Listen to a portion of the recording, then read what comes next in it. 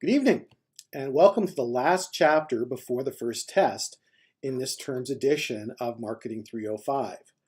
Tonight we want to talk about business purchase behavior. Now, in the last couple of days, I've had you searching out and researching information about how consumers make decisions. When you boil it down to the basics, the purchase decision process is pretty similar whether it's a business or a consumer decision. However, there are some distinct differences between consumers on one hand and businesses on the other. So to start off tonight, let's take a look at what's different about these areas, and then we'll talk about where the similarities come in. Probably the biggest difference is when you're talking about a business-to-business purchase, it's based upon derived demand.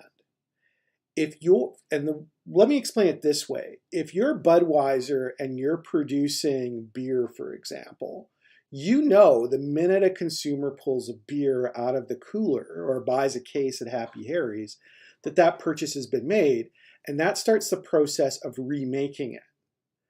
Now that's much different than if you're somebody who makes a part that goes into, let's say, a Boeing 787. At that point, you have to wait for Boeing to actually physically sell the aircraft, schedule it into production before you start to make it. It's very much a derived decision. Your demand depends upon Boeing taking a look at what they have in inventory, taking a look at when they want to schedule it, and then buying the product versus a direct relationship that you tend to see on the consumer side. The other thing we tend to see is business-to-business purchases are much larger volumes. When a company goes in to buy something, they're talking about buying hundreds, thousands, or maybe millions of units from somebody, not just a one-at-a-time piece like most consumers buy. So it's also purchase volume. The other factor to consider, or another factor to consider, is the number of customers. If you think about somebody like Anheuser-Busch, they have millions of customers, hundreds of millions of customers around the United States. But if you think about the company that supplies Anheuser-Busch their hops, they have a very few number of customers because only brewers are buying hops for the most part. So when you're in the business-to-business marketplace, the number of customers you have is much smaller than it is when you're in the business-to-consumer side. More importantly, a lot of businesses tend to congregate in certain areas. For example, the automotive industry in the US is primarily centered in the middle part of the country, Michigan, Ohio, Indiana, a bit down into Kansas. So what you find is if you're supplying products to the automotive industry, you want to be based there. Now that's much different than if you're providing products that go into, let's say, the petroleum industry. At that point, you probably want to be based in some way in a location like Houston, because most of the major oil companies are based in Houston. So concentration and fewer number of customers are two other differences that tend to separate out consumers from business buyers. Another thing to consider is how products are distributed. Most consumers purchase their product through an intermediary. That intermediary tends to be a retailer, whether it's Amazon, Hugo's, Aldi, whoever. We tend to buy things through an intermediary. Whereas in the business-to-business market, you tend to buy directly from the supplier. Because the number of products you're purchasing is so large, you want to get it at the lowest possible price, and that means going to the supplier themselves. So it's a different type of purchasing. And that brings us to another difference, the nature of buying. When consumers buy something, think back to the model we talked about last chapter. The consumer thinks about a product because they found a need imbalance. They may or may not do an external search. It depends upon how frequently they buy the product and the risks associated with it. But it's a very much an informal approach, okay? It's much different, though, in the business-to-business market. There, it's a more formalized approach. What happens in business-to-business is a business like Anheuser-Busch will put out a request for proposal asking companies to bid on their business. Now, that could be for anything from hops to bottles to advertising services. So all of those go out through an RFP, and then they're scored against a particular rubric they've developed, and the company that fares the best based upon that rubric typically tends to get the business. When you're talking about business-to-business buying, there's also more parties involved. Usually in consumer purchasing, it's either an individual consumer or at the very most a family unit playing a role in the purchase of an item. And only does the family unit kick in at very high-end items, houses, cars, things like that. But what you find in a business-to-business sale is you've got more people from the beginning. You're going to have the person who's actually going to use the product. You're going to have the person who writes the purchase order. You're going to have the person who writes the check. You're going to have the person who evaluates it. And you're going to have all sorts of influencers out there, upper management. It could even be support staff that are going to influence how that product is used, and the supplier that comes in. So what you find is there's many more players involved. And also because the process is more formalized, you find that instead of having a single seller and a single buyer, you now have teams on either side. So you may have, on the seller side, you might have a negotiator, an engineer, somebody who's a product specialist, somebody who's an integrator. All of these factors are crucial on a B2B side, but we never think about them on a B2C side. Negotiations are usually crucial in a B2B purchase. Negotiations on price, quality, delivery time, the amount of inventory that's going to be required. None of these things pop up in a business to consumer side. Consumers buy what they want and they figure out how to store it. But a business today is trying to keep their costs low. So one of the things they're going to do is try and make sure the supplier holds on to the product for as long as possible so that they don't have to, so the company that's purchasing it doesn't have to inventory it. So you do see a lot of negotiations going on in that area.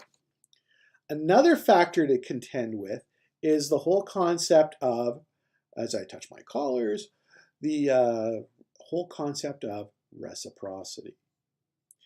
Usually what you find is in a business-to-business side that companies will buy and sell from each other.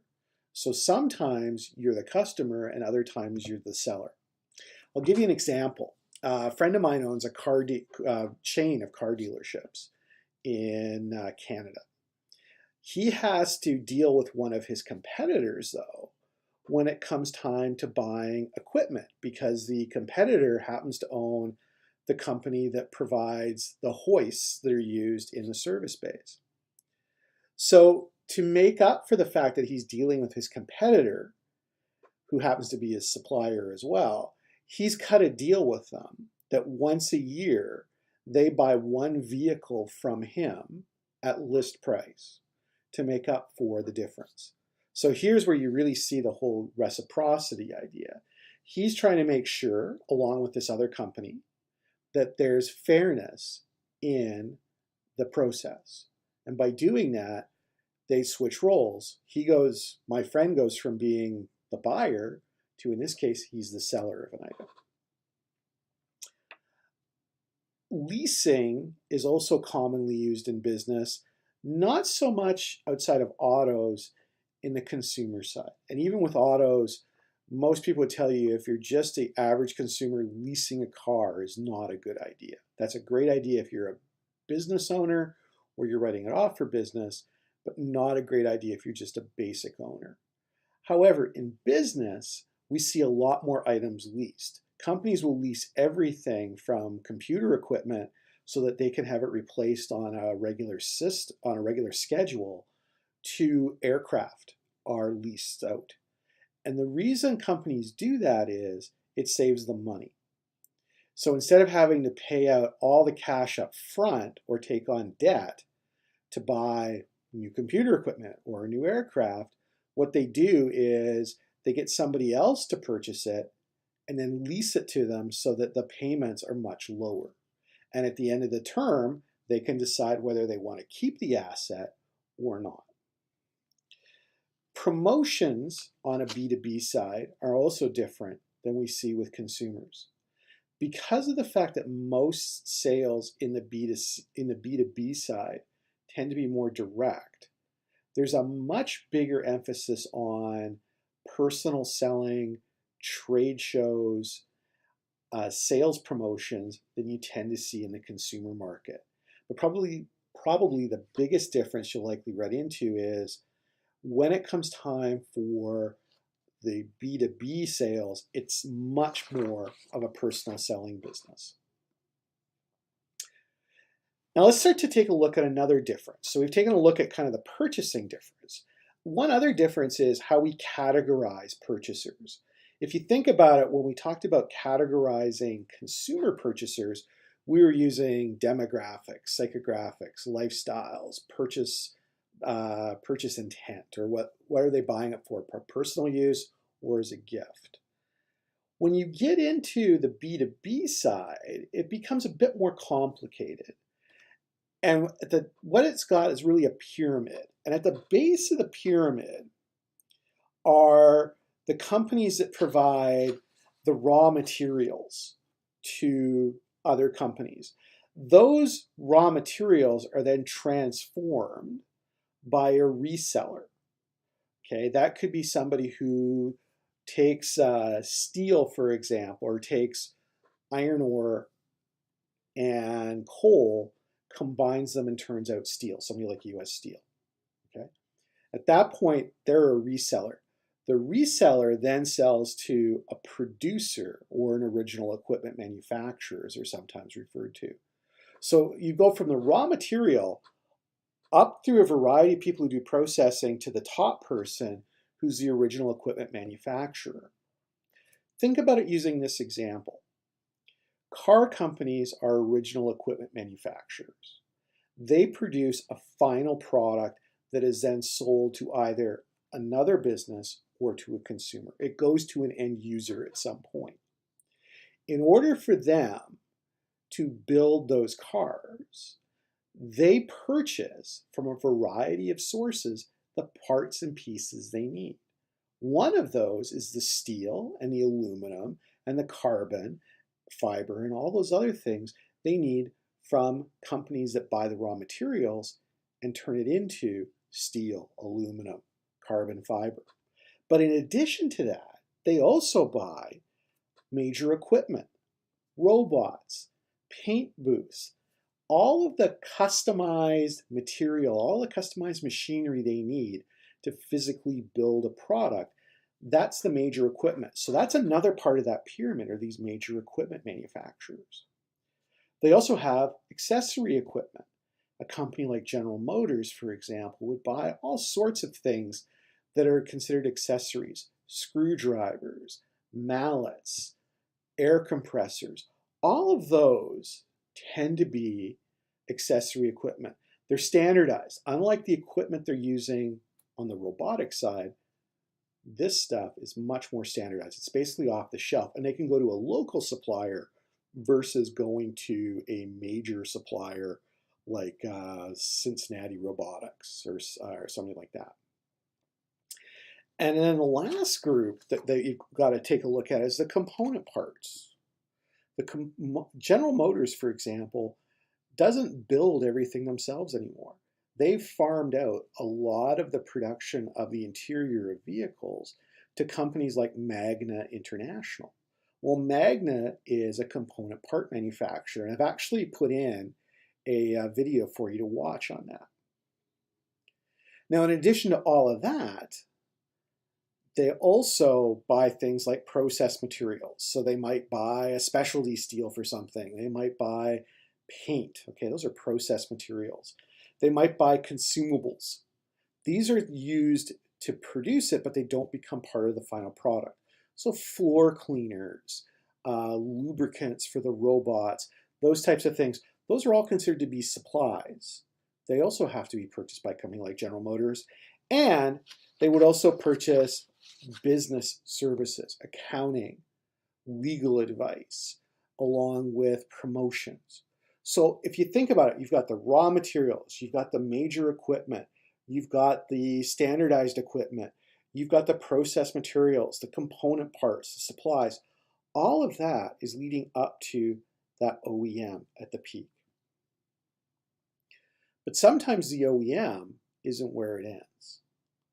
And that's another part of the business to business side. Business to business also accounts for resellers, wholesalers, and retailers for the most part. Think about it from a retail perspective. B2B sales also account for retailers. So whether it's Amazon or Walmart, those are both considered to be part of B2B. So when Amazon buys cardboard to package your product up, that's a B2B purchase. When Walmart goes out to buy a brand new highway tractor to haul goods from a distribution center to stores, that's a B2B purchase. So the resellers are also part of this. Now there's also two other areas to contend with when you're looking at this, and that's the whole concept of government. So government purchases like the Defense Department or any of the big agencies, the Department of Transport in North Dakota, when they're buying trucks or graders or grader blades, that would be a B2B purchase. And institutions. So whenever UND purchases something, that's considered to be an institutional purchase, and that also accounts or is also counted as a B2B sale. Part of the complicated nature of business to business purchasing is that team buying piece that goes in. So to get around that, companies like Walmart, for example, set up what are called buying centers. So Walmart's buying center is located down in Fayetteville, Arkansas.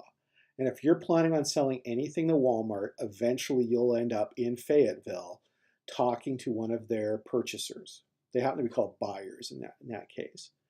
And you'll talk to all their other people, their logistics people, their finance people, all of the different people that go into deciding if your product is going to get put on the shelves.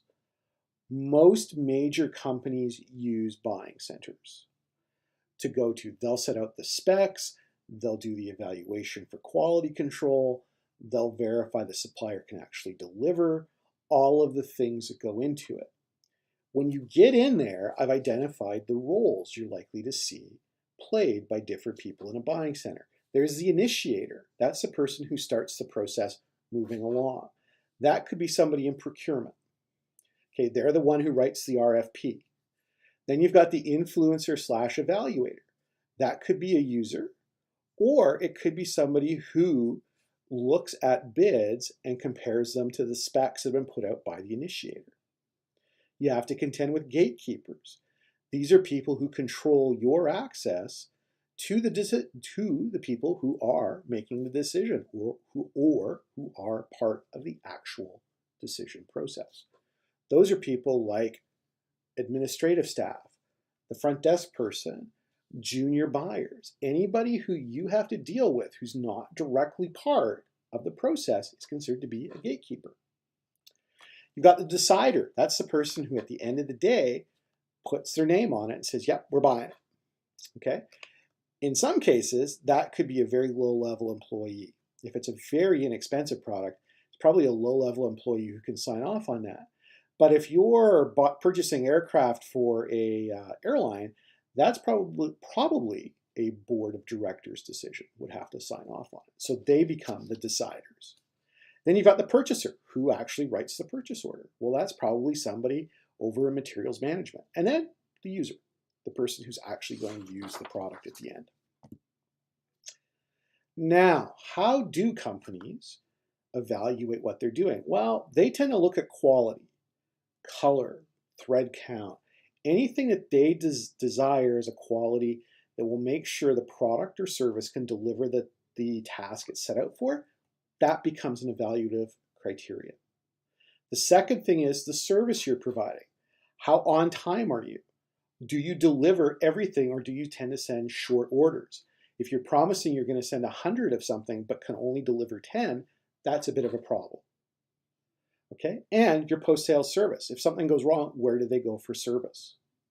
And last but not least, they look at price. But they don't just look at the initial price. They look at what's called total cost of ownership.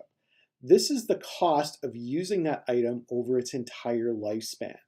And increasingly, and here's where we tie back into the ethical side of things, increasingly companies are looking at, once the product is finished, how do we turn it into something that can be recycled or reused or torn down?